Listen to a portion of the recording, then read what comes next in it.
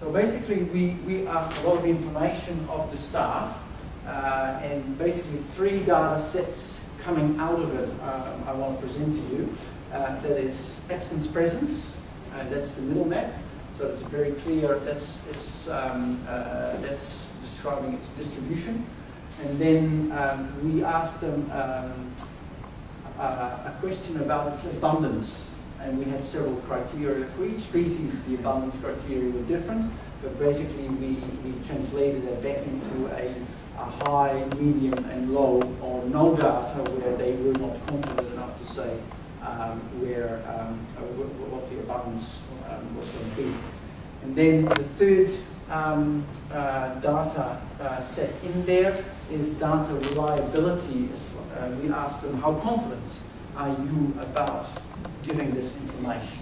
So we have quantitative data, based on quantitative data, or based on qualitative data. Yeah, I was there, I saw it, but I don't have data on it. Or it was expert opinions. It's like, yeah, I've been there quite a few times. I've heard about it.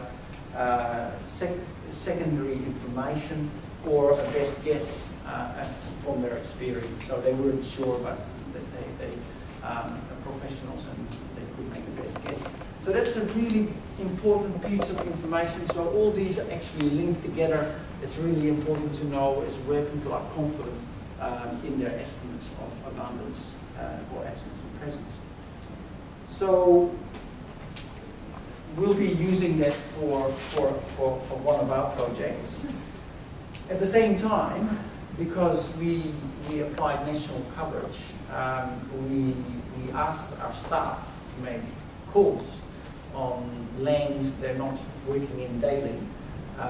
We are seeking collaboration from organizations like present today to basically use the data because they're in very usable shapefiles and set up an agreement with the organizations about how their data can basically be put into that, so we can create over time a more accurate data sets, very usable for planning, for presenting the size of the problem that people are facing in their areas. So that's we were going to publish this through a website. That website design is already, work is already done. It's a matter of implementing it. What will be shown on the website is for each species a map like this. It's a PDF map.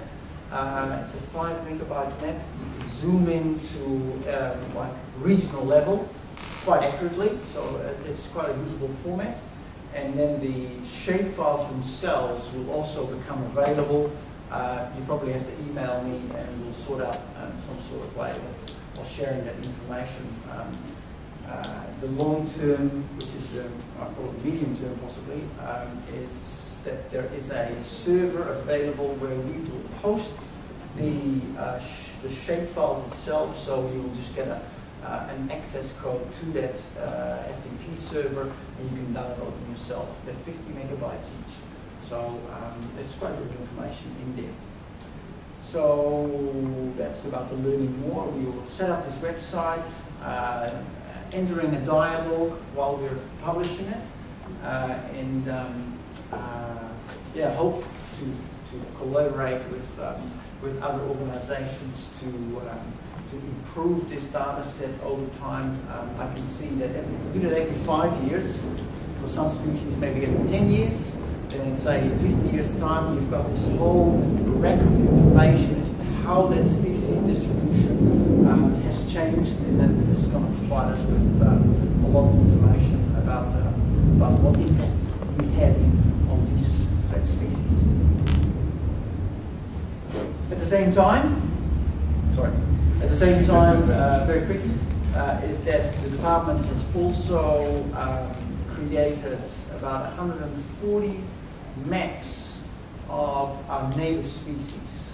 So they are in a raster format, and I'm not sure as yet whether they'll be included in that website, But the ultimate aim for us is to share that information as well. That's fine in a raster format of, I think it's a 200-meter cell to share that information. That's not going to be a problem.